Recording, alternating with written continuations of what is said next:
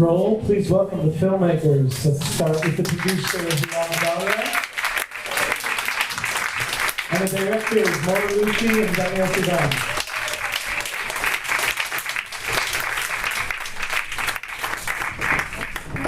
Thank you guys so much. Thank you for being here. Thank you for reminding us of all of these wonderful things that have happened in this process. But I'm hoping to actually.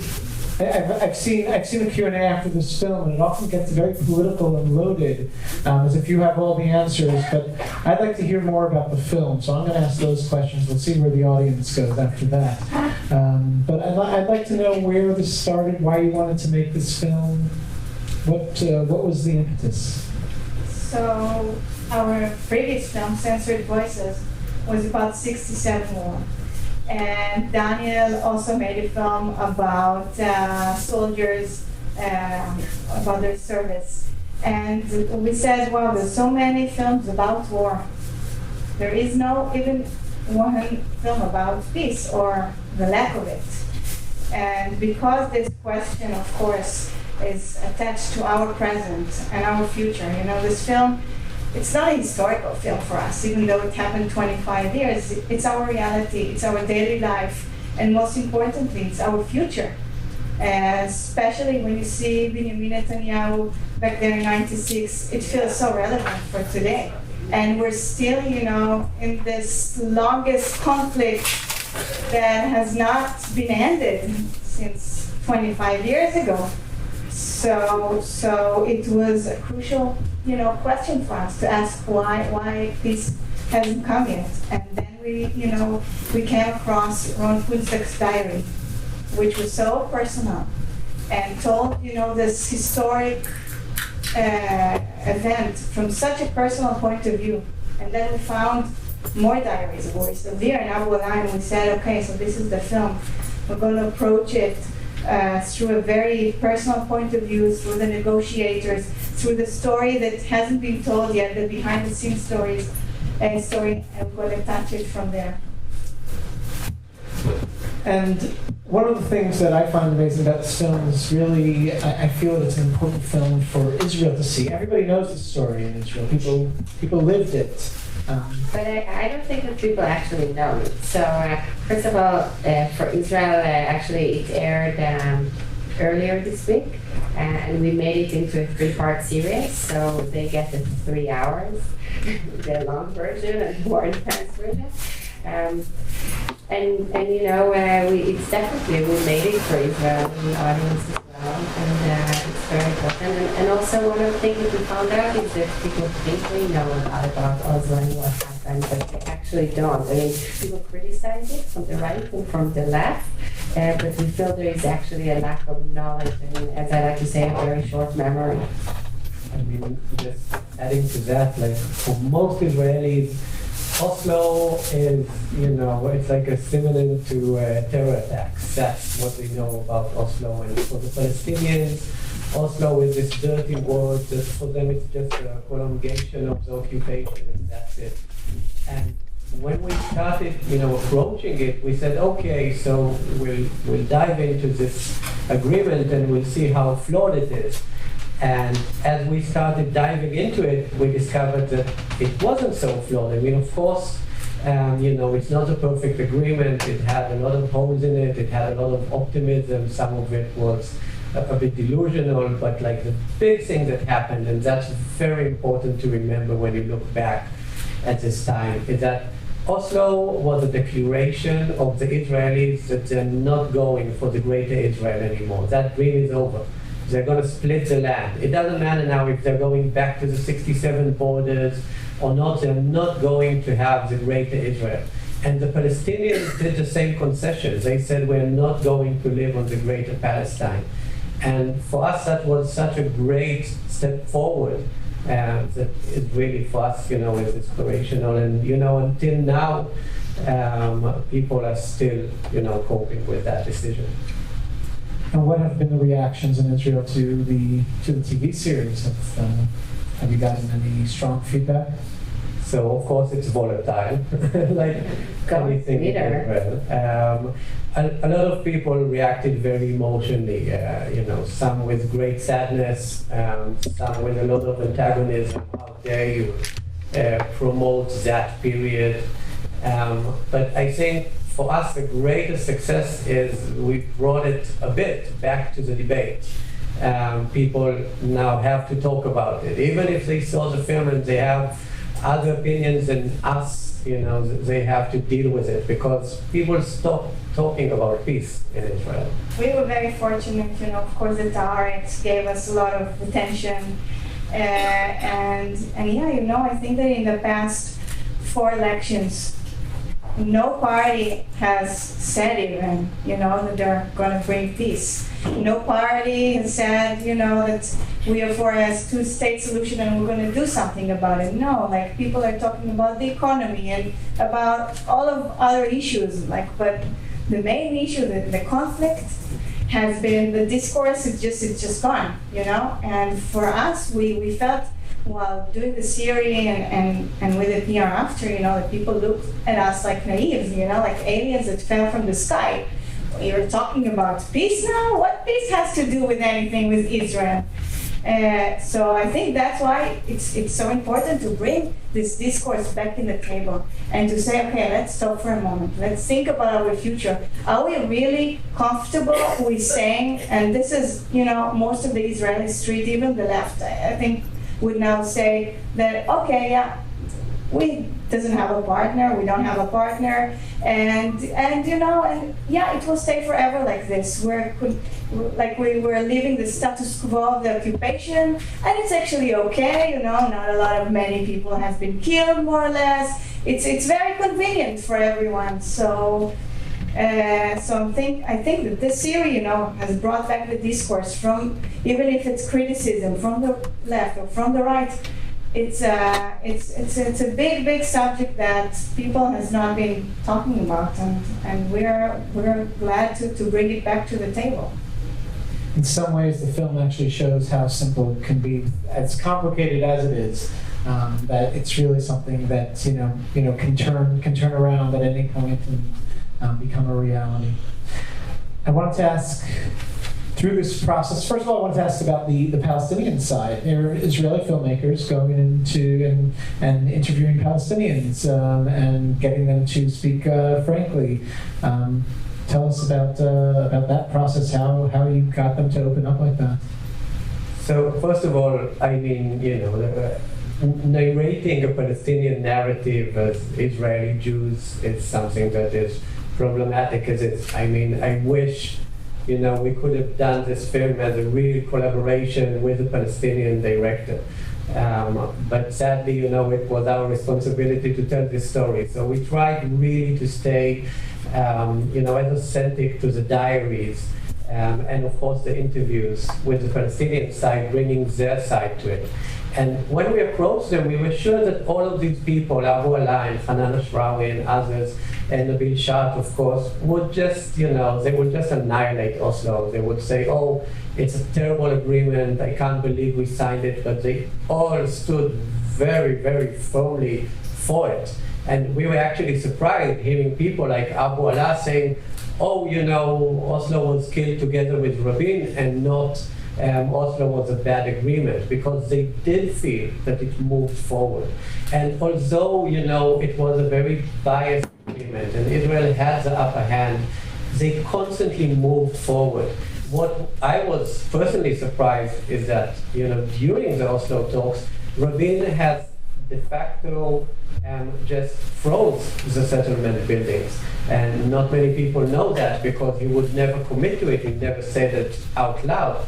But on the ground, he just canceled contracts and said we're not building outside of the region, of the parameter of the settlements. He didn't build any new settlements during the negotiation. What we can see now is just happening more and more. And as to the Palestinian side, for us it was very emotional, really going there as their guests and hearing that they're all crying for peace and saying, you say there is no partner, but here we are, and we do have Talking to you Israeli filmmakers and inviting you as our guests in Ramallah, to be interviewed, and that was really hopeful for us. Hopeful that there is a partner, that that the saying that has been going on for so many decades now since Camp David II is like there's no partner. But we sat and we heard them talking, and for me, this means hope. I'll ask one more question before we open it for questions from the audience. What was some of there's a lot of things. What were some of the things that you learned? And you've mentioned a few here through this process that you didn't know before that kind of might have changed your perception a little bit. I think we're coming from more left wing, and we came with the approach of, okay, so what was wrong in Oslo, in the agreement? We want to show how the occupation was prolonged. We want to really, crush this agreement. And actually, when we started, going through the research, and we said, actually, Rabin did have, intention of ending this occupation. That was a real surprise to us. I mean, and we found out, that, and also Yoram Binur, which was like a reporter, a very high reporter in Channel 2, told me, agreements and papers is one thing, but willingness, and the willingness to move forward, and the willingness to solve the conflict, this is the meaning of it. And Rabin and Arafat had willingness. Of course, the agreement wasn't the perfect one. For me, I would go with a permanent solution, as Yossi Beilin said, and then just get it over with when all the stars in the sky were in the right position. But Rabin and Arafat had this willingness to move forward, which today it's froze. And Netanyahu is not ashamed of it. On the contrary, he's very proud, that there's no peace conversations, there's nothing on the table. On the contrary, they're talking about how we can take the West Bank, and so I think that's. For me, just this really painfully ironic saying by Yossi Beilin, it's not in the film.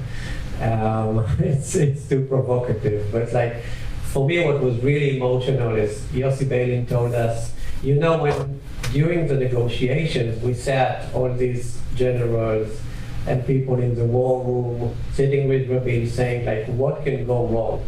And they tried to just imagine the future, what can go wrong?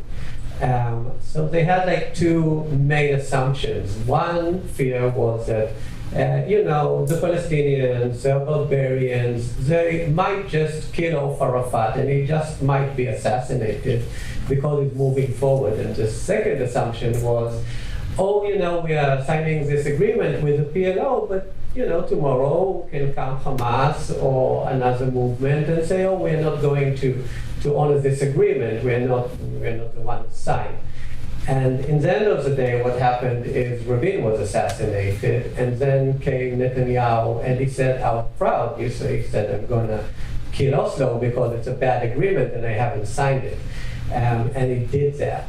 And as you see, as the years go by, the Israeli public keeps electing a prime minister that says out loud, I am not going to implement Oslo. And when people tell me, but Oslo has failed, I keep telling them, but Oslo was never implemented. I mean, Oslo was, annihilated before it even reached the final step.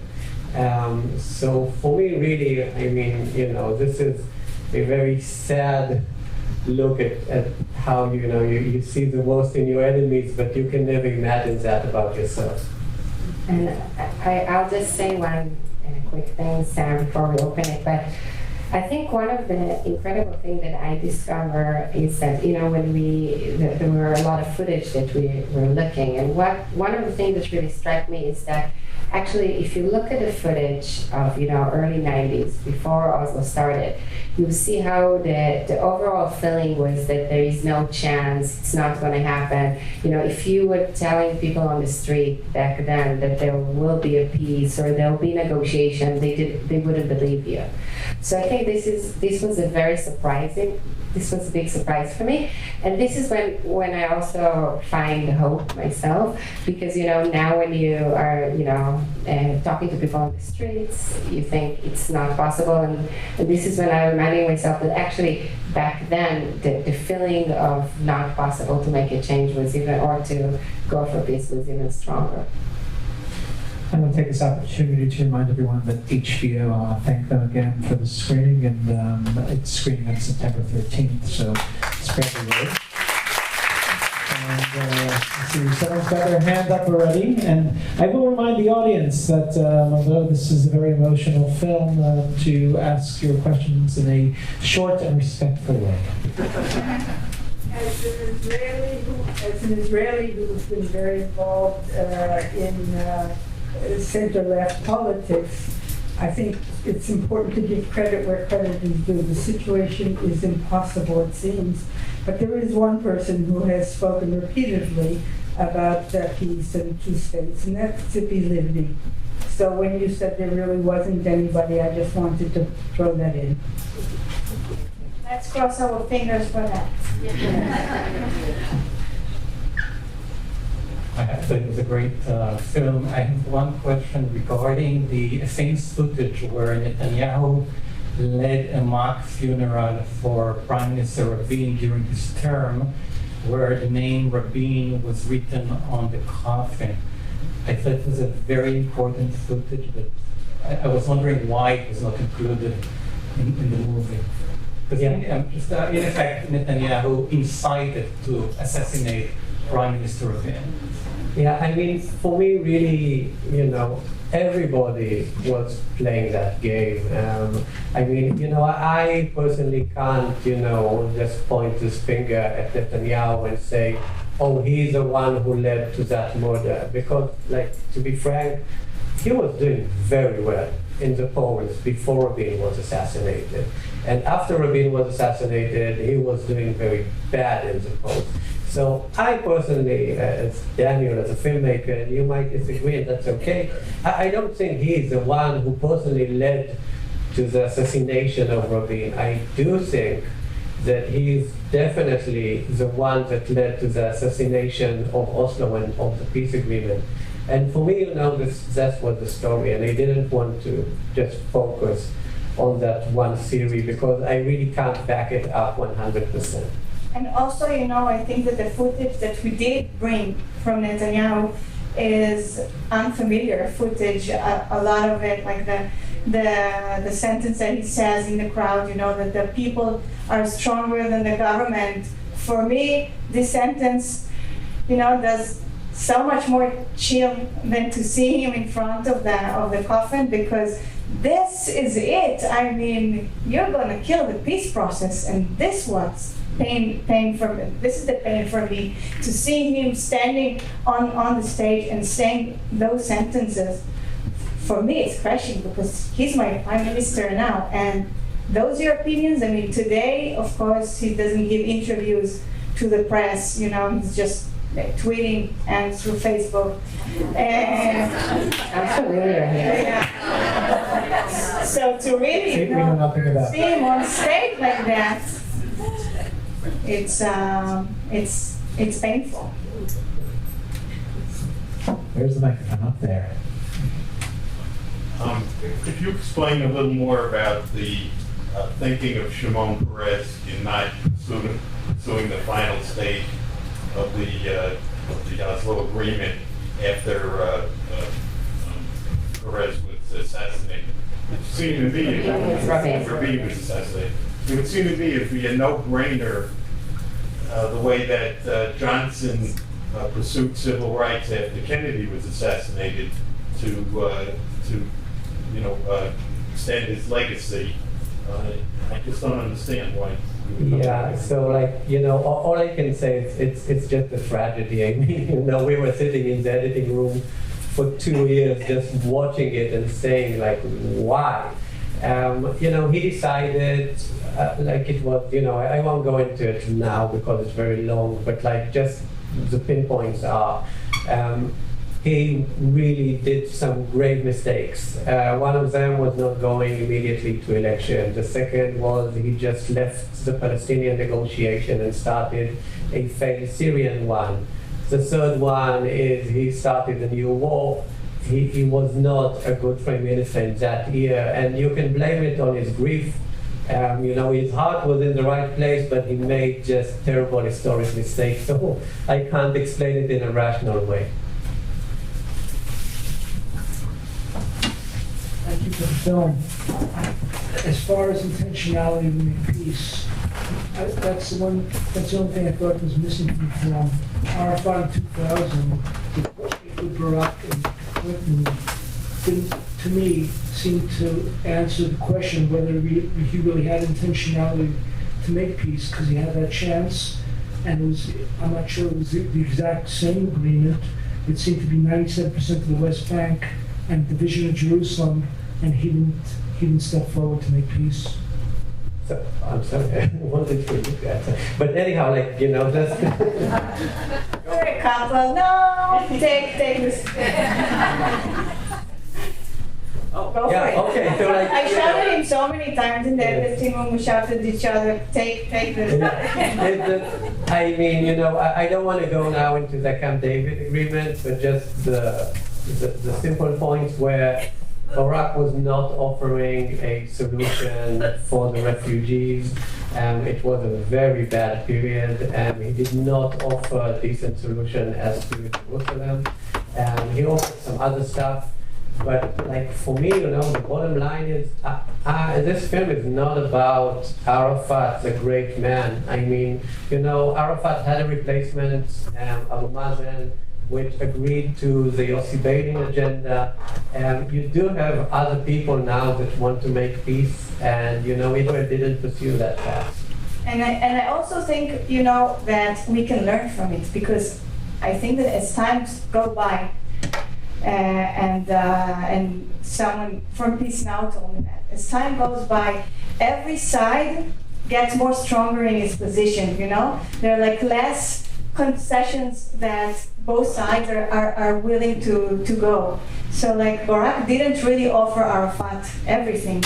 And each year that is passing by, the opinion of the public, it's getting more and more and more difficult to sell an agreement. So time is not in our side. And as time goes by, I think that it may seem like it's very convenient, to keep the status quo, to keep this occupation ongoing, which we're not really feeling in Israel that we're paying any price for it.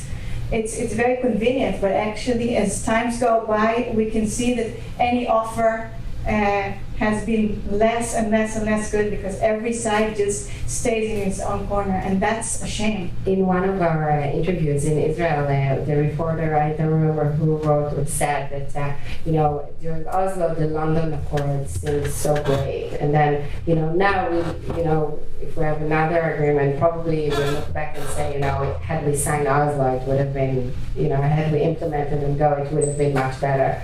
So definitely time is not in our And I think that this, relate to where we are now, what we can do now for peace. Because this is a relevant question at the end of the day. It's not a historical film, as we said, so what we can do now for peace. And I think all of us can do something, to put a heavy weight on exchanging the government, on exchanging Netanyahu, or bringing someone that is willing to go for a peace process, to make the peace discourse positive again, to talk about it again. I think it's important to be optimists, as hard as it seems to do that now, in such a dark times here also and in Israel. But we have to remember that no one is going to do that war for us. And I think that also, the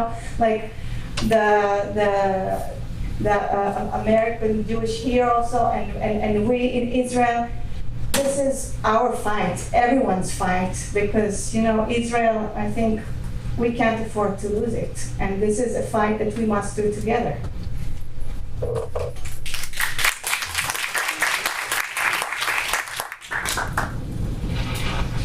I'm going to go out on a limb and assume that you guys were all young teenagers when Oslo was happening. We held, I did, yeah. we held the signs in the square in the.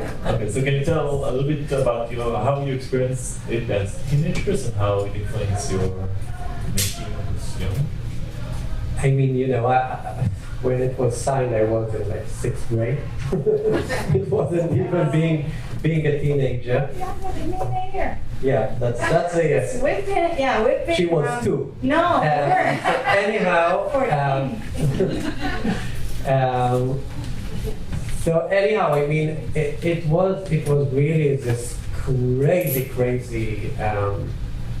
years because me, growing up in Haifa, in a very liberal environment, we had a feeling back then that it was done.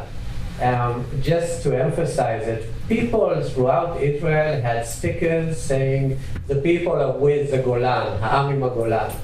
That was the sticker back then because everybody knew that the Palestinians are done deal. Like now we have to fight for the Golan Heights. And people really felt that, it was over. And like, because it's only 97 minutes, we didn't even have time in the film to talk about the peace with Jordan, to talk about how Israel finally, opened up into the world and the Arab boycott went away. And Israel was really prospering, and people were sure that that's it. And that's one of the biggest tragedies, because as Uri Savir says in his diary, the left in Israel didn't go out into the streets. My own parents, who were very, liberal communists, they looked at Rabin as, oh, this general isn't implementing enough, he's not really fighting for peace. He kept talking trash about Arafat on the news. They didn't go out and rally for him until the very end when it was too late. And I think that's something we need to learn, that when our leaders are doing something positive, they need our support. They don't need us just rallying against them when they're doing wrong.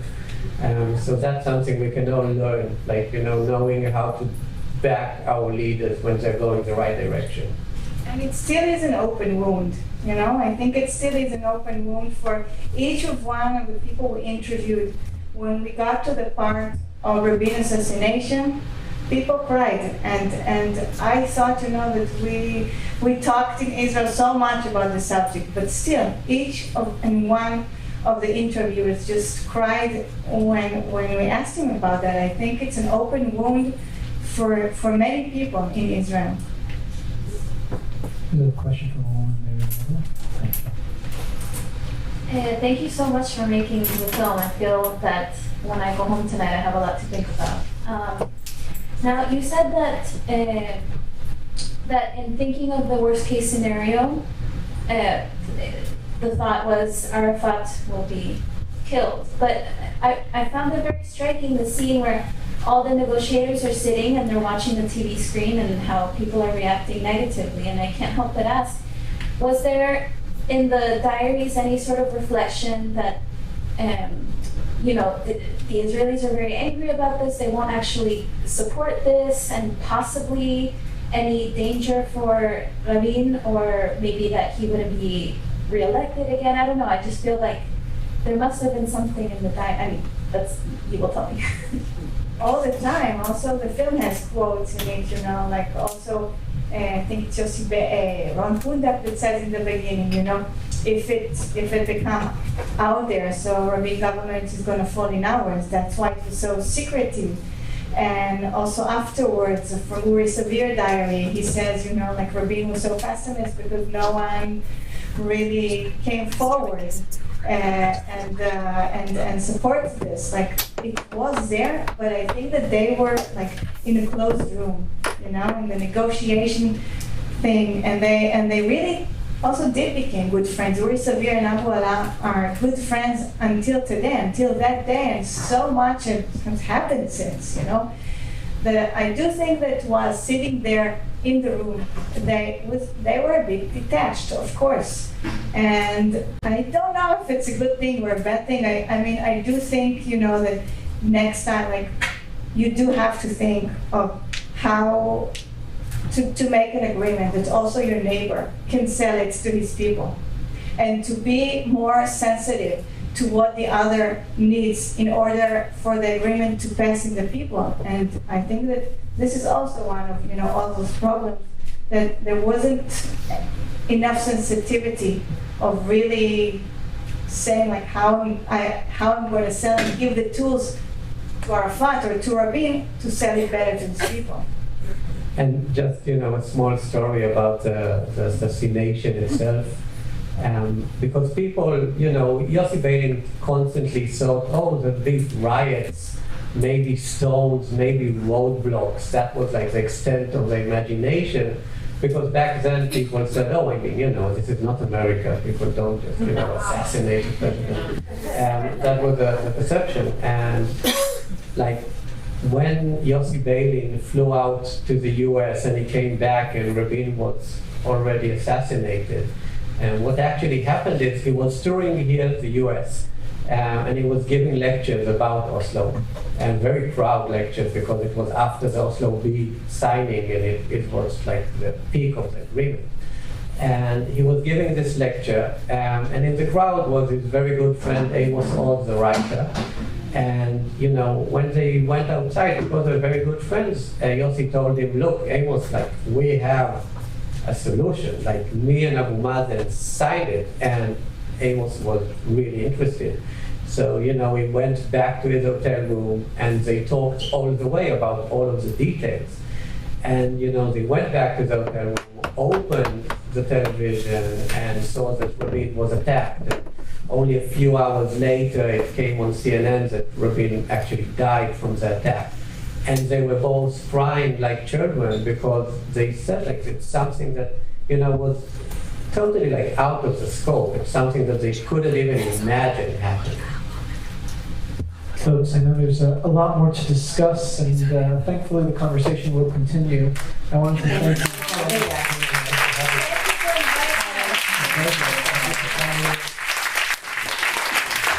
I'll plug it here again and remind everyone September 13th, and I'll also plug the Other Israel Film Festival, which is November 1st till the